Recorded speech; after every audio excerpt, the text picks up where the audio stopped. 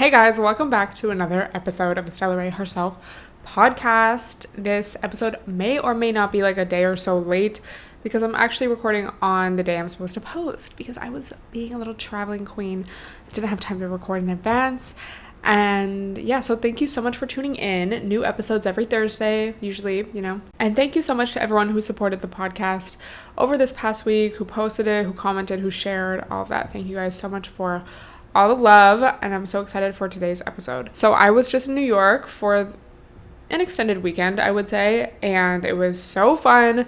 If you guys know, I was supposed to go in December, which that would have been such a different experience because, like Christmas time and like winter and stuff, but it didn't end up working out. And bro, it's just so different there than LA, and I really do feel like I like it better over there for me, like just for my lifestyle. It's mostly just like the walking lifestyle, I did notice that Ubers were more expensive out there, but probably because less people drive, I don't know. But also I think cabs, like yellow cabs and stuff, are less, like to the airport and stuff. Like a yellow cab was definitely cheaper than an Uber. Bro, even just the trains out there are better, especially the newer trains. Like they make it, I don't want to say it's like a luxury experience, but compared to the train system in LA, bro, it's like so many people just don't, like, there's nobody like me that I ever see on the train out here, It's like very rare, and I feel like they're usually like tourists and they just like don't really know any better. I just feel like safer out there, honestly. And you have to remember, like, I live in LA. I live in, downtown LA, which is probably one of the worst places ever to live. Just as far as like safety goes and violence and just like being a woman, just walking around there, just because there's so many more people out, I just felt way safer. Taking the train I took safer because there's so many just normal people. It's not like I'm the only fucking woman on a train. But yeah, like, don't get me wrong, it's not like the perfect place. It's not like I'm like, oh my god.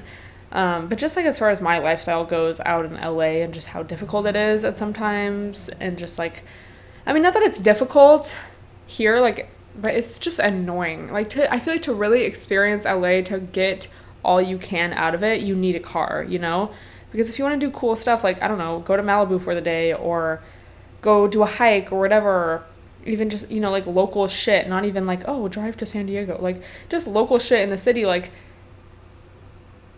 it's just really difficult to access those places. So therefore, it's like you're kind of confined to just where you can walk to or Uber to or, metro to, and, that's possible for a lot of day-to-day stuff. But as far as just having fun and enjoying yourself, like, it's hard to do shit. I don't know if y'all were watching my vlogs or podcasts at this time last year when I went to New York, but that experience was just like so, like, almost like magical. I feel like that wasn't even my first time there, but it was kind of the first time I really experienced New York, I feel, because the first time, I just wasn't 21. We didn't really know, like, what we were doing. So I didn't really feel that magical feeling this time, but I more so felt like, oh, thank God I'm back to this, I wouldn't say I'd think of it in, like, a romanticized way, but it's just like, okay, if I'm gonna live in a big city, like, this is more so the place for me at this time. Just realistically, practically, I'll be getting my steps in, like, it's just better. And then to come back to LA is just kind of like, not ew. I was low-key expecting to feel a little bit more, like, depressed coming back. I don't know. I've been saying, over this whole past year, like, I just really feel over LA in a lot of ways, as far as that goes, like, just not driving out here, period. And just, like, nightlife and stuff. I'm really over a lot of that. And it's just, a lot of times I just feel myself thinking, like, why am I here? Like, I don't really need to be here. And I'm just like, and I feel like this would be the case no matter, like, where I lived, but just because a lot of my formative adult years, my first, years being an adult were here, it's just like, low-key, it's just like triggering. Like, it's like, ew, bad memory here, like, just, like, I don't know. Not that it's, like, been a horrible experience, but it's just like, ew, like, why, like, I'm just over a lot of shit. Yeah, we'll see what I do. But yeah, I'm just really in, like, a travel mood, y'all. And I'm already planning my next trip, and I just feel like it's just exciting and a good topic of conversation on this podcast because I feel like a lot of you have been watching me since, I moved to LA, and just at that time in my life when I was, freshly graduated high school and was just traveling a lot, and like I feel like my content was just more exciting and fresh, and like I feel like that excitement was kind of like showed, or like you were able to feel that when you watch my videos. I know now when I go back to like vlogs at that time, even though I cringe sometimes or I'm like ew, it's like you are able to feel that just like innocent excitement, like life is so good vibe. Then I got jaded and bitter, but no, just kidding. And I do miss that, and I feel like especially just with the pandemic and everything, I feel like a lot of us feel that as far as traveling goes. I edited my New York vlog yesterday. It's not like the best vlog, but it's like so funny, so I hope you guys enjoy that. And it's just like fun, like it's just like a fun little adventure. So next exciting news is my birthday coming up. It's not this weekend, but next weekend. I'm gonna celebrate it that weekend, but it's the last week of July. And I just feel excited about that too. I feel like I have like a few little things planned, like nothing crazy or anything, but then it'll just be fun, and I'm just excited. And I just feel like, I don't know, my past few birthdays have not that they've been bad, but they just haven't really been the best. So this year I just really want to like take matters into my own hands and just like decide to have a good time and low-key have no expectations and just, enjoy. Low-key like celebrating it over multiple days, not in like a extra way. Like maybe you're a person like this. I don't know. I just feel like it's like everyone's different, and it low-key depends on how you were raised. But like, those people, and again, maybe you're one of them, but they celebrate their birthday throughout the whole month, or like their birthday week, and they just are like posting on their story every day that it's their birthday, or like they're getting birthday tags on their story every day. It's like, bro, like when I was growing up, we would celebrate our birthdays on our birthday, and that was it. And like, yeah, especially in school, maybe I don't actually know, because I have a summer birthday, so it would never like fall on a school day or anything. But like maybe you're busy with your family on your birthday, so then you have a birthday party with your friends a separate day. But like our birthdays were never like this week thing or like a month thing. Like I just that's never been a thing for me. So it never had to be this huge thing. Like I think just for me, what was really emphasized was like spending time or celebrating with those important in your life, and not just to have a huge party and it just, inviting everyone, and like, because it's more special to me, at least, like when you're just with people that you actually care about and that actually care about you, and that's just more meaningful to me. So that's kind of how it's always been. And yeah, so I'm excited to just do like a few little things spaced out over some days and just have a good time. Like I just want to have fun, and I feel like since it's low-key in the back of my mind, like I kind of want to leave LA, like the rest of this year, I just want to like take advantage, and like, I mean, I could change my mind, who knows, but I think it's just also a good way to live, like take advantage of living here and just do shit that I haven't done yet. When my friend and I were flying back to New York, we're like, oh my God, like I don't want to go back to LA, like, because we're kind of on the same page, as far as just everything I explained. And someone texted her and was like, you're acting like you live like in I think he said like Kansas or something, like you're going back to like a poppin' ass city, and like you're acting like you live like in the middle of nowhere. And I was like, true, low-key. Also, then my new thing is talking in a Kris Jenner voice, and I just like keep doing it. Like I literally had to go get a package from my front desk the other morning, and like I think it was yesterday, and I was like, I think I have a little bit of a package back there, if you don't mind. What would happen if you just called Taylor up? We're just gonna do a little unfollow sesh after this. So anyway, let me know where you live, and if you fuck with the vibes. I asked you guys literally like last minute right before hitting record to just submit some topics and stuff, and I don't know if you guys remember Romero. He was the one. This is just like a random straight man that follows me. Like, I mean, I assume he's straight based on how he acts, no offense. This is the man who replied to my story once and was like, why don't you read any mail books? And then I posted like changing my IG bio to like mail books book club. All my mails, HMU, hit my line. So Romero's like a very active follower. And like, he's never been creepy. He's just been interesting. So it's like, I'll continue to let you follow me, you know? Because he'll do things like vote in my polls or submit to a podcast. So he said, and this is the only response I've gotten so far, but he said, 5 most attractive things men do. Romero will be like, in my opinion, the 5 top most attractive things a man could do is be in a male book club, be very active on IG, vote in poll. But let's think. So I think the first thing that like comes to mind is, and this just goes for anybody, but I feel like especially because it's just a lot more rare in men, like straight men or potential love interests, people whose actions align with what they say. And I feel like with men, it's very common that they don't do this because so often they can kind of sell you a dream or, you know, tell you what you want to hear or, you know, kind of make their actions align with that in the beginning and then slowly stop doing shit, but they still kind of keep this front of like, oh, I'm going to show you the world. I'm going to give you what you want. I'm going to be a great boyfriend. I'm going to make you my girl, whatever. And a lot of us just want to believe that, you know, especially when their actions do align in the beginning, you know, it's like, well, why would I not believe you? You used to do what you said. Y'all, it's so important to not believe what people say, but just believe their actions. So especially when you're first talking to a guy, you know, and he says things like, oh, we should like travel here, or like, oh my God, I really want to like do this with you. It's like, oh, that's nice, but we'll see. You know, you just have to really keep that attitude. And it's not about, you know, being like cynical or, you know, bitter or anything like that, or expecting the worst, but it's just like, until you prove to me that I can, you know, really fully believe what you say, like, I'm not gonna just believe you just to believe you because I like the sound of it, you know? So that's definitely the first thing. And again, it's just so rare, I feel. And just with people in general, it can be very rare to find someone who is just reliable and whose actions match their words and who really stands on what they say. The older I get, the more I realize how important that is, and the more I try to practice that as much as possible.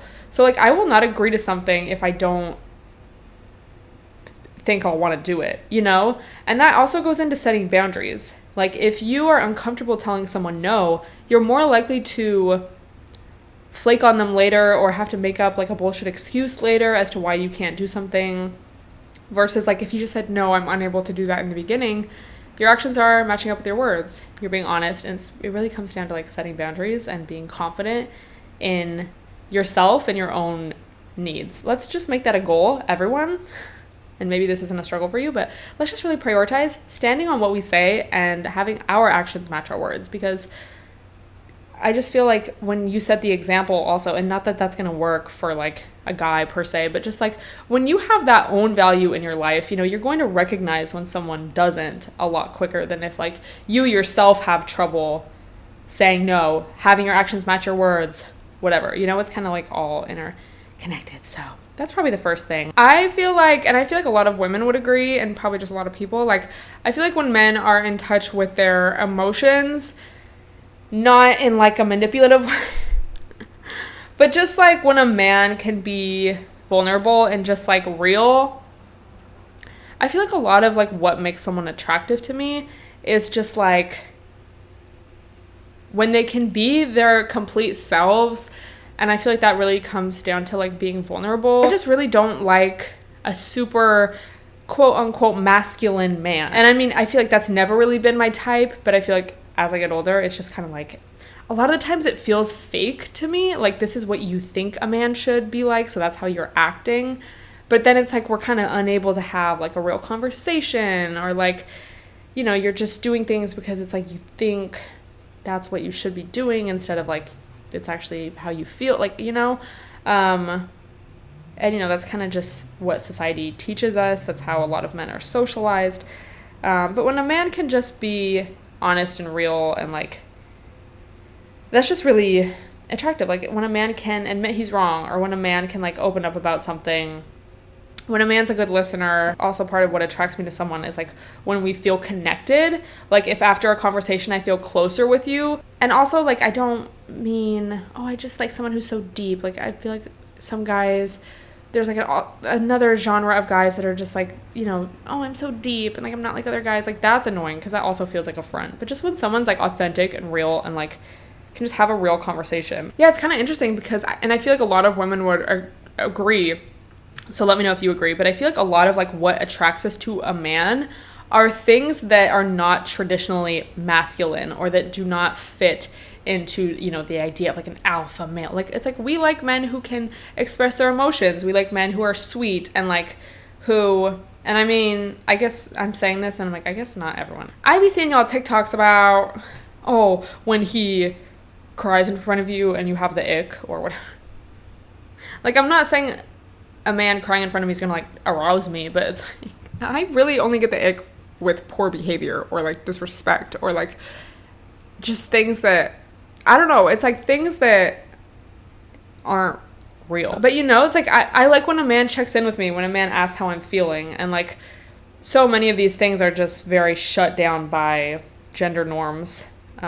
So therefore it's like rare to find, and like so often when a man does kind of seem to have these qualities, it's like often a front or like just a way to kind of get you, and it's not like authentic. So it's like, bro, it's just hard. I feel like there's not really things I can think of that are super like, I don't know, I want to say superficial. That's not, I mean, superficial, yeah, but it's like more than that. Like, it just really, to me at this stage of my life, it just really comes down to like you being a real person, you being willing to like work on your shit and just be real. And like, I just want to really connect with someone. I think that's like my top priority, or like what I would look for or am looking for in a partner and like a boyfriend is like someone real, because that's just like my current journey. I feel over these past couple years, it's just like, how can I be more in touch with myself and how can I honor myself more?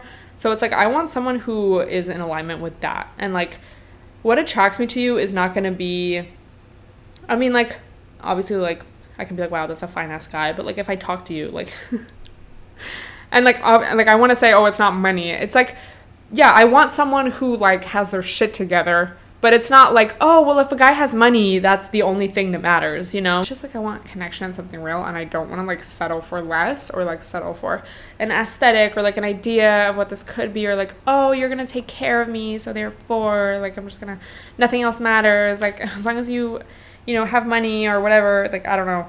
I'm not saying money doesn't matter, by the way, but it's just like, you know, that's not the only thing. So I guess we're kind of giving up on this 5 things list, because it really, I feel like everything I say is just going to boil down to the same point of like, I just want a real connection and I want to grow with somebody, and I just want to feel like seen for who I am and not like just like, oh, like you're like a female. And it's just interesting also with a lot of the talk on social media about like, oh, you know, like I want a man, I'm trying to think of a specific example. But, you know, a lot of complaint for a lot of women is like, oh, men don't pay for dates. Men don't plan dates. I want to feel like a lady, you know, I want you to court me. Bro, a guy can be doing those things, like doing quote unquote the right things. But then he can still just kind of see you as like a woman. And like what I mean by that is like a prop instead of like a real, you know, partnership or connection or like just like a real person, you know? So that's something to really look out for, because like, especially if you're used to like dating or talking to guys who like don't want to plan dates or like don't really want to, you know, step into that more masculine role of like, you know, dating you or pursuing you. You know, if a guy comes along and it's like, wow, like he's like actually taking me on nice dates, he's like courting me, he's making me feel just like a lady, whatever. It's like that can also, I don't want to say that's a red flag, but it's like that also can, you know, that's like not everything. And especially if you're not used to it, it can feel like, oh my God, this is like what I've been waiting for. But just like with a lot of shit, like especially when it comes to like narcissists and just more manipulative guys, people, it's like they will low-key know like, oh, she's not going to be used to this. So it's like love bombing, you know, like she's not used to guys taking her out to nice restaurants. So if I do this, then like she's going to fall for me, and then like I can make her do whatever I want or whatever. So yeah, it's just like you really have to trust your intuition. And like, I don't think, and this is relevant to the question, to Trusty Romero's question. Is he trusty? I don't know. He's loyal though. Like, I don't think I can break it down, like what attracts me to a guy in like a list. Like, it's not like a 5-step list, because if it was like, oh, I like a guy with abs and who goes to the gym and who has money and who this, that, who likes to travel, because it's like low key, anyone could kind of mold themselves to that. And then it's like, oh, well, I'm attracted to you, so we go together. Versus like a real connection or coming together is so much more than just like a checklist. So I hope that makes sense, but let me know if you relate, if you agree to any of that. And yeah, so bro, it's just like you really have to trust your intuition. If you get a weird vibe, and I've said this so many times in my podcast and it still remains true, like bro, I just always prove myself right time and time again. Like, fuck, your first time fucking looking at a guy, like, I just feel like I've never been wrong in like discerning what type of guy he is or like his vibe. The first time we're in a room together, you know, I can tell. And even if it's like, oh, well, I was wrong, like we actually had a conversation and like, oh, he's actually cool, he seems down to earth, he seems like not what I like, this initial kind of persona I, you know, put onto him. But then it's like later down the line, bro, my initial first impression was correct. Never doubt your intuition, ladies, but really anyone, you know? And yeah, I just feel like that shit is what is going to impress me, especially, bro, hate to say it, really hate to say it, but especially after living in LA, being around poppin', quote unquote, poppin' shit, poppin' guys with money, it's like, that shit is not impressive. It's not. It's like who you are as a person. And like, are you willing to, because bro, it's so, and I know from personal experience, I've tried to fucking do it. It can be so difficult to, you know, be vulnerable, to be in touch with your emotions, to overcome shit, you know? And that's not something you just like, I don't know, that's not something that money can buy. That's not, I mean, maybe therapy, babe, but that's not something, you know, that's nothing external, really, you know? And it's just so rare. So that is what's going to impress me, period. If your actions match your words, if you stand on what you say, if you are in touch with your feelings, if we can have a difficult conversation, that's attractive. Period. Bye. And again, I'm not saying looks don't matter, money doesn't matter, but it's like obviously, please have your shit together. Please have good hygiene, babe. Please like get a haircut, babe. But like, it's not like that. It's like what's going to impress me, you know? So I saw this TikTok and it just kind of blew me away. I know we've all experienced this, or maybe I've seen other TikToks about it as well. But like basically cleaning before your sneaky link comes over, and like how you'll just start cleaning the most random shit. And it's like, who fucking cares? Like, this man probably doesn't even like clean himself. But so I saw this extreme example, and like I commented on it before I realized how extreme it was gonna get. Like I commented like mood or something. So, and because I thought it was gonna be a joke, bro. So this girl's like doing a deep clean. She's just kind of filming herself doing like a deep clean, and the caption was like, me cleaning before my sneaky link comes over. And, you know, it starts out, she's just like doing a deep clean. But then she starts, you know, like doing a deep wash on her trash can. And then I forget what else she was doing. She's like cleaning her grout, maybe. It's just like shit like that. Like you wouldn't like clean this on a normal day. And then it showed her, this is when I was like, she's gone too far. It showed her going to Target to purchase new pillows for this man. And she was dead serious. It wasn't like she was, I mean, maybe, and she was still just continuing the joke, but it didn't seem like she was already going to buy pillows, and it just happened to like, oh, well, I'll just buy them before he comes over. No, because someone in the comments was like, not the pillows, sis. And she commented back and was like, I just didn't know what kind he liked. Bro. And so then it showed a screenshot of her text to him. And she's like, oh, do you have any like food allergies I should know about? Or were you just, and then I think it was in another message, like, or were you just kidding about making you dinner? And his response was like either a day later or like hours later. And he's like, oh, I was just kidding.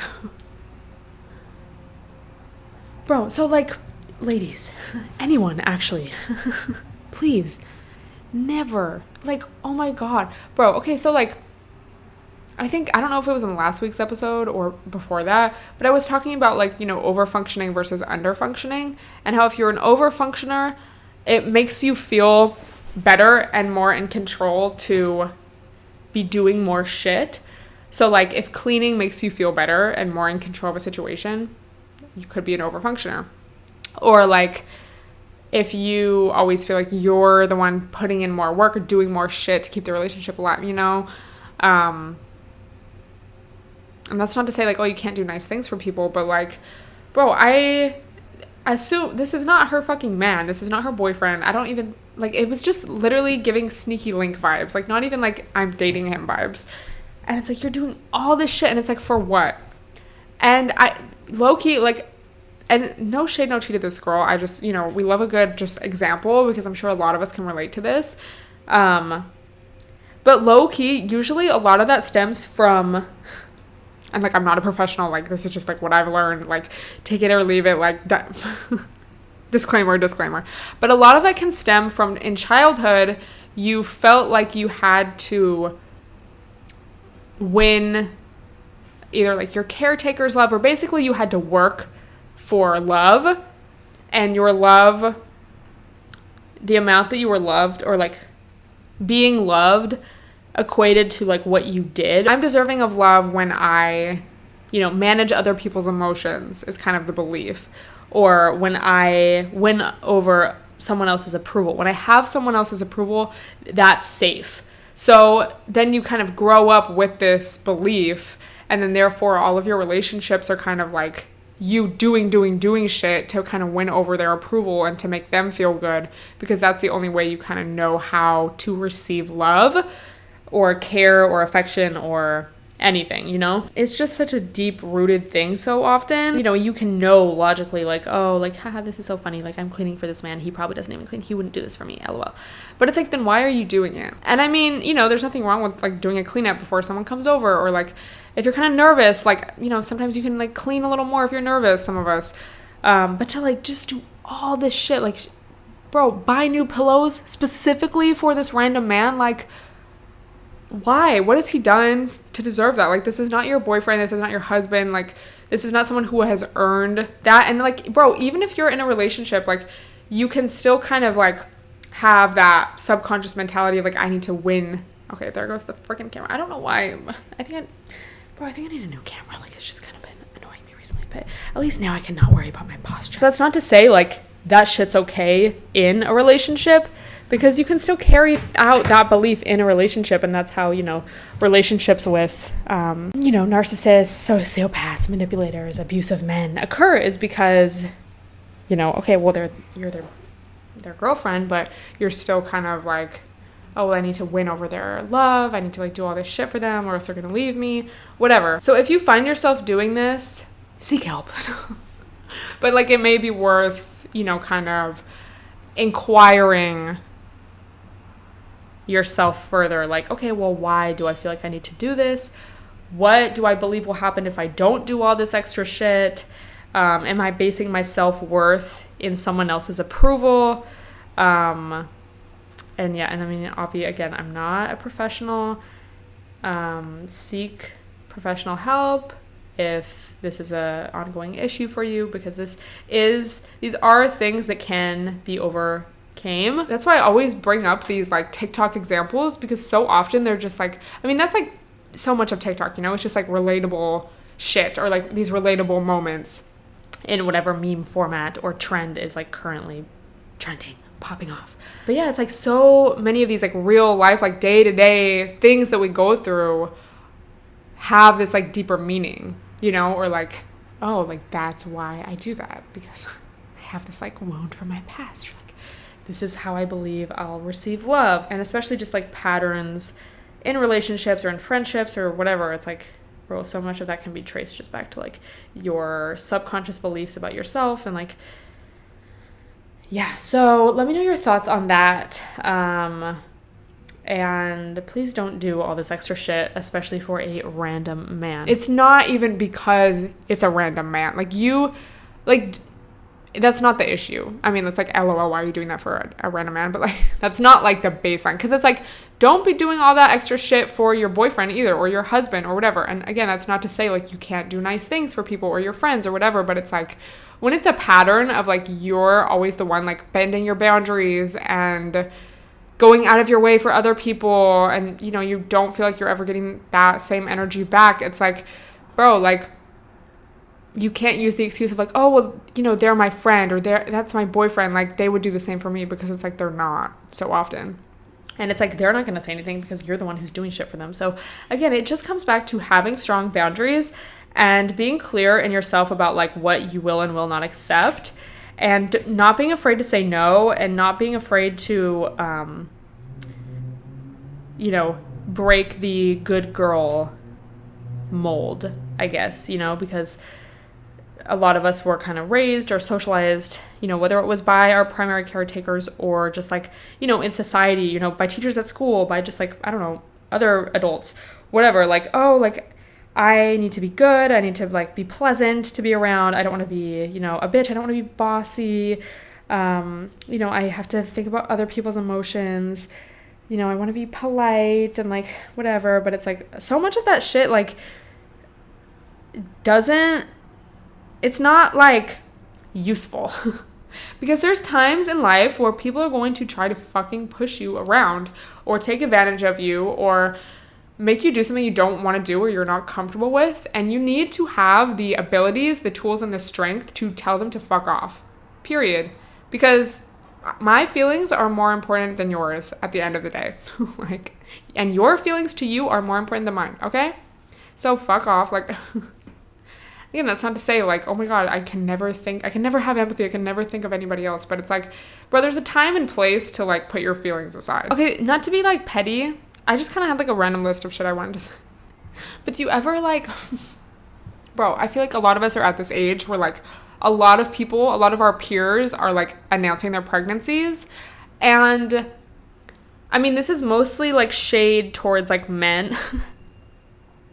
But do you ever like a random bro that you follow or something like announces that he's having a kid, and you're just like, no wonder so many people are fucked up because like this is their parents.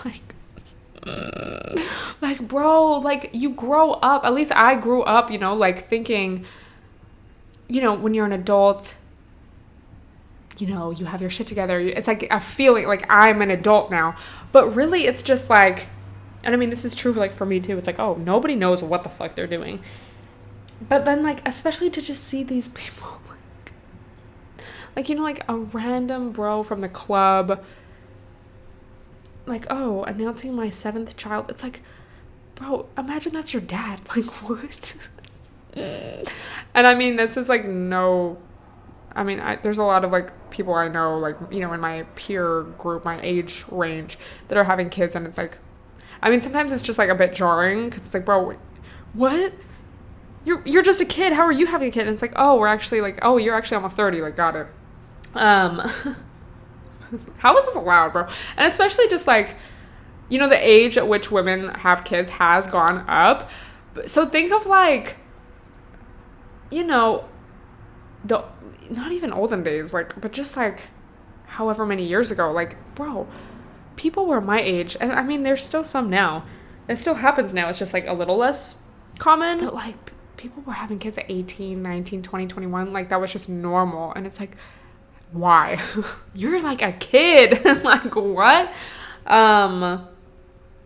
Yeah, but I mean, it is weird to kind of like, I am starting to kind of feel that like pressure, like low key. It's not anything crazy. And I'm just really grateful to have like a family that doesn't like pressure me like that. And I mean, my mom didn't have me till she was like 30, I think. Period queen. Okay, Rihanna moment, you know, have fun in your 20s. But it's weird because we do have this like biological clock to an extent, whereas men just like don't as much. So it's kind of like, bro, like, let's get this show on the road. Like, not that I want to have kids right now. I low-key go back and forth. Like, personally, I've always like, you know, thought to have kids, I just feel like that's something I want to do in my life. But then it's like, I don't know, the world's kind of collapsing. So like, do I realistically? And like, it's just so expensive. So I don't know. And like, bro, I want to be fucking married if I'm going to have kids with a man, because like, what the fuck? Like, ugh, I don't know, bro. It's fucking crazy. It's so weird to like see these pregnancy announcements all the fucking time. It's like, bro, like, what are you, like, what? But yeah, so if you have kids, how's that experience been going for you? It's just so weird. Like, life is weird, bro. And I guess it just goes to show, like, everyone is on their own path. Some people at this age are like, you know, living with like 30 roommates, having a fun time. Some people are like fucking married on their third kid. Some people are like, I don't know, in school still. It's like, yeah, everyone is really on their own path. So I guess it just goes to show, like, do what you feel is right for you, because, bitch, there's no, like, right way to do shit. You know, you just have to do what's best for you. I've been rewatching Jersey Shore for, you know, the millionth time, and I'm on season 1 again. I'm restarting it yet again. I literally finished, no, I didn't even finish season 6, so maybe I should just do that. I think on the plane, though, I, like, started to download season 1, because I only had, like, an episode left of season 6, so I was just like, well, let me just start from season 1. But, bro, just, like, season 6, how Mike is, like, oh, yeah, me and Paula have been seeing each other for 3-4 summers. I think I'll make her my girlfriend. Like, and then dumps her within, like, a week. It's like, bro, obviously he was going to do that. But, like, if you're waiting that long, like, don't fucking wait around for a man to make you his girlfriend. Because if a man really wants you, he will make that happen. Not to be like, if he wanted to, he would. But it's like, I think what really changed for me and how I view that is, like, someone on TikTok was like, bro, if he really wants to lock it down with you, he's not going to risk letting you get wifed up by someone else or swooped up by someone else, you know? And that's really part of it. So, bitch, do not wait around for a man. Don't be a fucking Paula, and then you're gonna get dumped. That's probably why she was so overexcited, because she was like, oh my god, finally, you know, after all this time, he finally makes me my girlfriend. Oh my god, I'm so excited. And then that's what, like, fucking disgusted him. He was like, ew, she's, like, not the girl I used to know. That was honestly so sad. He's, like, so hot in that season, though. I hate to say. He's, like, a little more buff. He, like, doesn't look like he's dying. Anyway, I don't know how we got on that tangent, but I think that's all I'm going to talk about today, y'all, and I got to get to editing this, so thank you so much for listening. I feel like this was more of a catch-up episode, but I'm going to start my new books, my new book this week, so next week's episode should be a little more poppin'. Let me know what you want me to discuss. Thank you so much for listening. Don't forget to post an aesthetic story and tag me so I can repost. And I will see you guys next week. And stay tuned for the vlog. Love y'all.